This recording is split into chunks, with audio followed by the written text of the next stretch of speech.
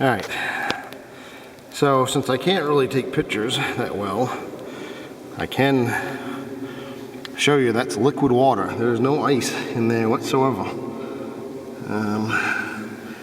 I'm guessing it's around 12 feet down. Give or take. Bear with me. That's the other access. I don't know if you can see it with the camera, but I can see flow the whole time, ripples in the water, and actually somewhat of a current out in the middle. There's your overflow.